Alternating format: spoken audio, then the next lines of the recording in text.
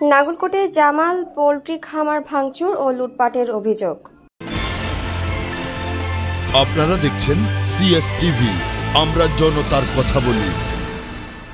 কুমিল্লার নাগলকোটের উত্তর শাকতলী গ্রামের মৃত আব্দুস সোবহানের ছেলে আলহাজ মাওলানা মোজামেল হকের মালিকানাধীন জামাল পোল্ট্রি খামার ভাঙচুর ও লুটপাটের অভিযোগ উঠেছে তার ভাই একরামুল হক, একরামের স্ত্রী জ্যোৎস্না বেগম, ভাতিজা শাহাদাত হোসেন সহ অজ্ঞাত আরও 8 থেকে 10 জনের বিরুদ্ধে। এই ঘটনায় গত মঙ্গলবার নাগলকোট থানায় লিখিত অভিযোগ করে ভুক্তভোগী মোজামেল হক। এ সময় ভাঙচুর ও লুটপাটকারীরা ওই খামার থেকে 1 লাখ টাকার মালামাল লুট করে নিয়ে যায় বলে জানান ভুক্তভোগী।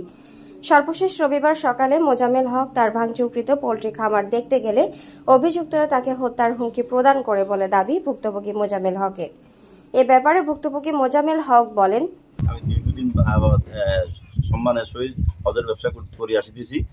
আমি দীর্ঘদিন যাবৎ আমি বাড়িতে থাকি না। এই সম্পদগুলি আমি আমার ক্রয়কৃত সম্পত্তি, আমার বাবা থাকতে আমার বাবা ওসিয়তের কারণে তাদের কিছু সম্পদ আমি দিয়ে দিছি।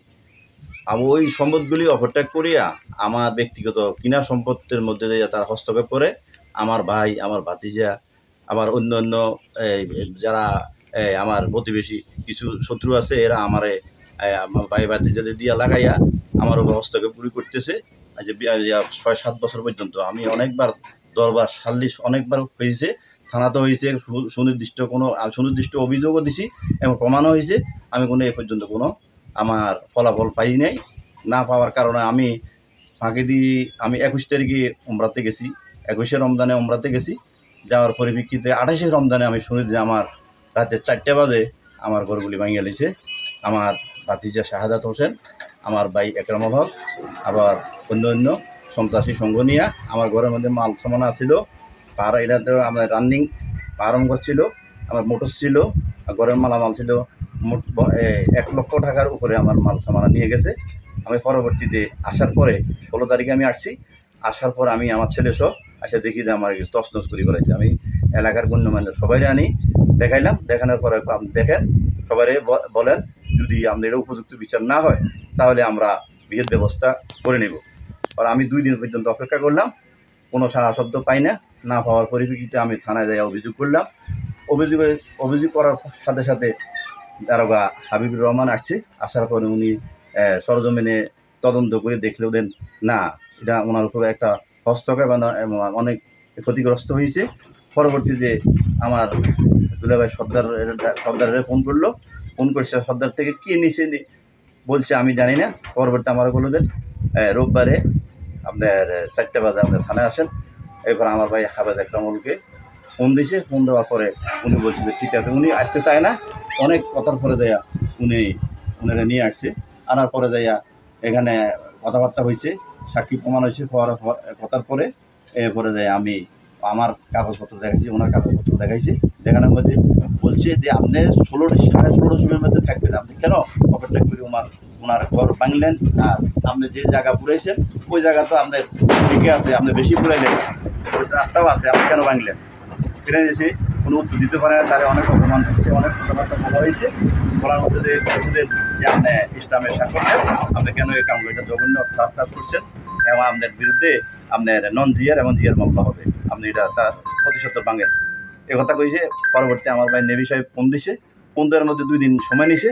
সময়ের পরিপ্রেক্ষিতে এই পর্যন্ত আদৌ পর্যন্ত আমি কোনো রেজাল্ট না পাওয়ার কারণে আমি আমার এটা সমাধানের জন্য বা আমি দেখাশোনা করার জন্য আমি আমার নিজের স্থানে আসছি। আসার পরে আমার বিভিন্ন লাইনে মোবাইলে বিভিন্নভাবে হুমকি ধুমকি দিতেছে, যার জন্য আমি আইনের রাষ্ট্র তো আছে, মামলা রানিং আছে। পরবর্তীতে আমি সাংবাদিককে অবগত করলাম। অবগত করার পরে আমি সুষ্ঠু এবং আমি ন্যায়সঙ্গত যেহেতু বিচার পাই সে আলোকে আমি সাংবাদিককে অবগত করলাম।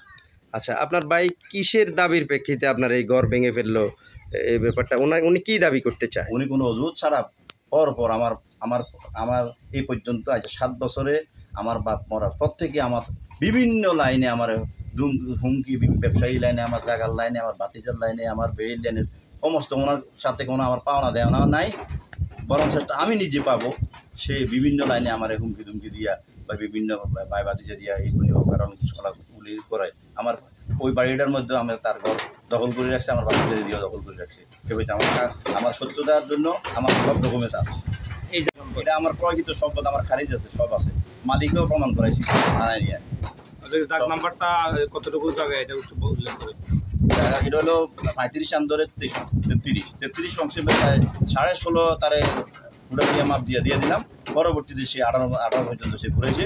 পুরানোর পর ব্যক্তি আমার ব্যক্তিগত সম্পদের উপরে সেই হস্তক্ষেপগুলো ভেঙে ফেলছে। আমি এখন বর্তমানে বসবাসী কুমিল্লা, তো যার জন্য আমি আসলে আমার বিভিন্ন রকমের হুমকি দুমকি দেওয়ার কারণে এখন আইনের আশ্রয় নিয়ে যদি আমি সঠিকভাবে না থাকতে পারি, না আসতে পারি, তাহলে আমি এখানে কি করে আসবো? আমি জোর ন্যায্য দাবি আমার যে প্রশাসনের কাছে সঠিক বিচারটা পাই। অভিযুক্ত একরামুল হক বলেন, গতকাল তো ওই যে আব্বা আমি যখন হজে চলে গেছি, আরো মনে করেন 19-20 বছর আগে আর কি চলে গেছি, আর আব্বারে ফুসলাইয়া পরবর্তী এখানে গড়টা দিয়েছি। আমি আসার পরে আব্বারে বললাম আব্বার গড় এটা দিছে কি পেয়ে দিছে, সে উড়েই ফেলবে। আগে তো আমার জায়গার মধ্যে তারও জায়গা আমারও জায়গা, এটা দুজনের জায়গা, তাহলে আমার জায়গার মধ্যে গড়টা দিল, আপনি কেন হুকুম করলেন? এটা তো ঠিক হলো না। তখন আব্বু তোমার বাইরে উড়ে যাবো, সমস্যা নেই। উঠতে উঠতে আজকে মনে করেন 2 বছর আগে আবার নেভি আমার যেটা নেভি অফিসার ইয়ার দুলাভাই সর্দার, তার মধ্যে মাফি দিয়ে দিছে। মাফি করে দেন এই সামনের অর্ধেক দক্ষিণ দি তোমার, উত্তর দি তোমার, হাফেজের দক্ষিণ দি উত্তর দি তোমার, এটা তুমি হাফেজটা ভাঙিয়ে দাও, এইভাবে করে দিছে, কিন্তু ভাঙে নাইছে। সেই দিন আমার মাটি ফালাতে পারি না, গাড়ি যেতে পারে না। এখন পরবর্তী হয়েছে এগুলো তো না হাতে ভাঙতো না, পরবর্তী আমি ভাঙতে হয়েছে।